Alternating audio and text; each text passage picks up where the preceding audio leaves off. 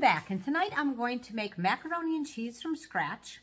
Now I do love Kraft macaroni and cheese from the box. I do eat that a lot and always have it in my pantry, but it's a real treat to make it 100% from scratch, and it makes a good main course, and it also makes a wonderful side dish. And the first step is to go ahead and grate some cheese, which I've already done quite a bit already. I'm doing more, so you need at least probably 2 pounds of cheese, depending on how much macaroni noodles that you're going to have. Right, I have 24 ounces. That might actually be too much, but I am going to use the large ones, the large elbow ones. So, when I was a child, macaroni and cheese was my favorite thing to eat in the whole world. Of course, the boxed one. It wasn't actually until I was an adult that I learned to go ahead and make macaroni and cheese from scratch using real cheese and butter and milk. And so I will show you how to do that today. I'm going to keep on grating some cheese and I'll be back with you. So I have about 2 pounds of cheese, plus I have some more cheese in my fridge just in case I need more. I'd rather start out with too much and have leftover than not have enough. Now that is literally, to me, the hardest part about making this meal, is all the cheese. Now I could have used a food processor. You could also buy the cheese already grated. I always prefer the cheese that's not already grated because sometimes they put extra ingredients in the pre-grated cheese to make it so it doesn't stick together. Okay, so I put in a little bit of oil, and we're going to wait for the water to get to a rolling boil, and then we'll put in the pasta. Okay, so the water is at a rolling boil, and I did put, as I said before, just a small amount of oil, so hopefully the pasta will not stick. But I will go ahead and occasionally stir the pasta to ensure that it doesn't stick for sure. Okay, we'll check back on this with this in just a few minutes. Okay, so the pasta's starting to boil, and what I'm going to do is I'm going to go ahead and preheat my oven to 375 because it'll probably be preheated just around the time that this pasta is going to be ready. Time to test taste one of these noodles. So what I like to do is just take one out of the pot, put some cold water on it so I don't burn my tongue. I'm going to try it.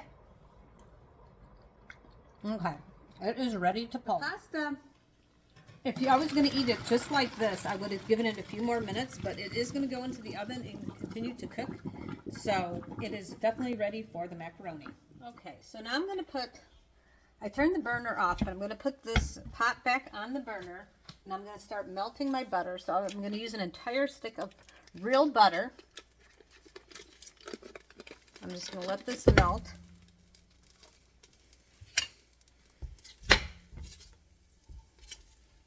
But I did turn the heat off because I don't want it to, it's stuck here to burn. And then I'm going to pour the noodles back on. The noodles are still hot.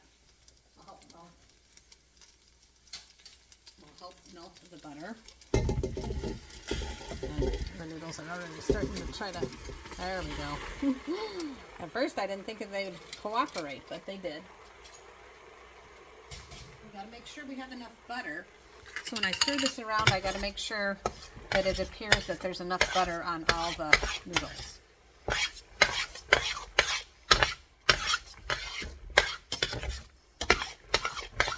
Now, if you make a lot less, you don't need probably as much butter. So all the ingredients that I'm doing, depending how much you're making, and if you're going to do twice the amount, of course you would need twice the amount of butter.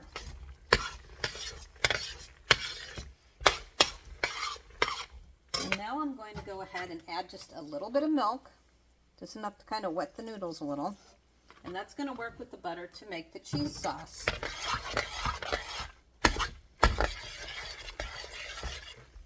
Now I'm going to add a generous amount of cheese, and I don't really have it measured out. It's just going to be to the way it looks, because it's going to look very orange. By the way, this cheese that I'm using is mild, real mild cheddar cheese. We have made this before with Munster cheese. It was quite good, but not as good as the traditional cheddar cheese macaroni and cheese, in my opinion. It was different though, and it did have a very good flavor also. You can sometimes get that Munster cheese in the giant blocks. So I'm going to keep on just stirring this. I'm still working off the heat from the burner. If you have a gas stove, you might have to put it on low. Mine is an electric stove, so it stays hotter for a while. As you can see, the cheese, you can see the strings. Add just maybe a hair more cheese.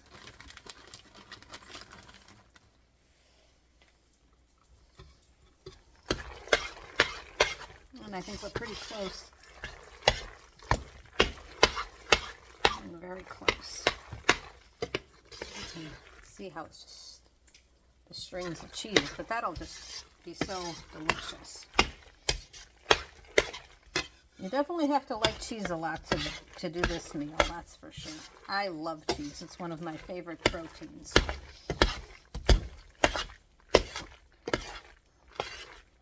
Okay, I'm going to go take this over the casserole. Okay, so this is a 10 by 15 casserole dish, a very large casserole dish. And let's see if I can get it all in here.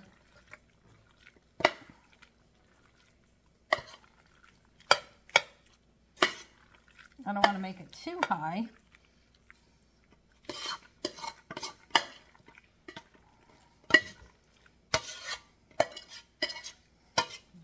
Scraping the sides of this.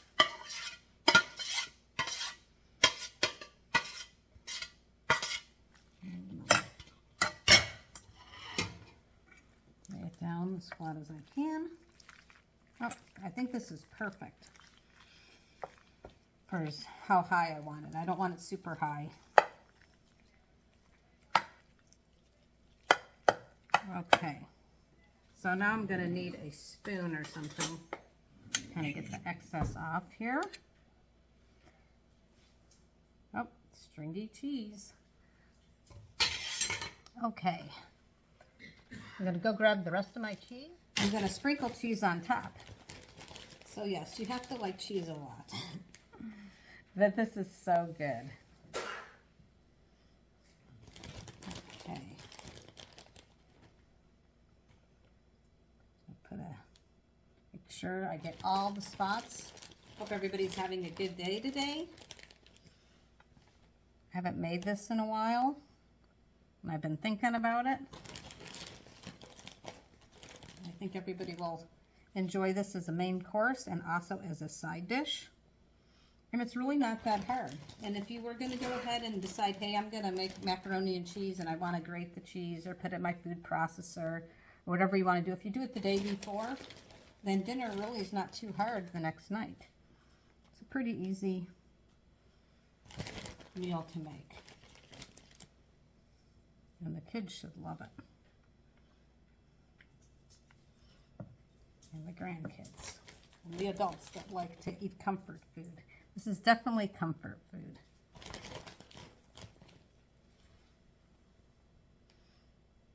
Okay, I've got to make sure I get all my little spots.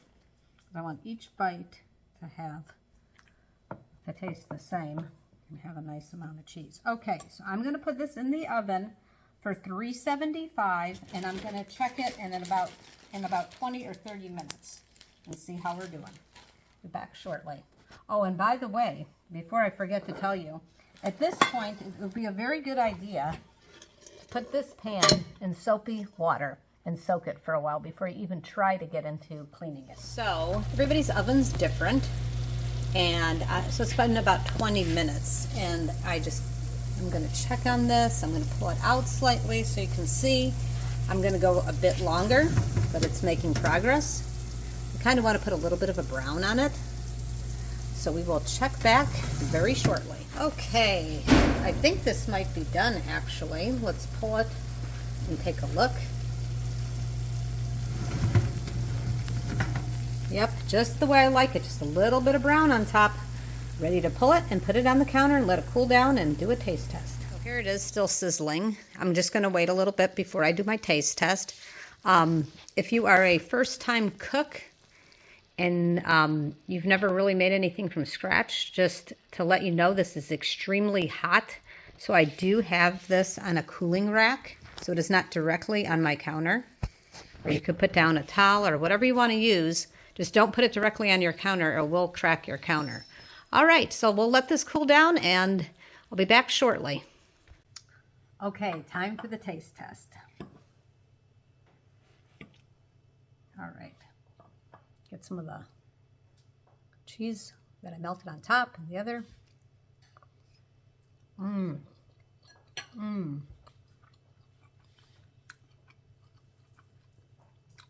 Very, very good. Quite delicious. I love macaroni and cheese. I hope you do too. You taste the butter and it's just so creamy and delicious. I hope you enjoyed this video. Thank you for those of you who subscribe to my channel. And if you don't subscribe, please hit the subscribe button if you enjoyed the content. And it is free. Have a great evening. Thanks for watching.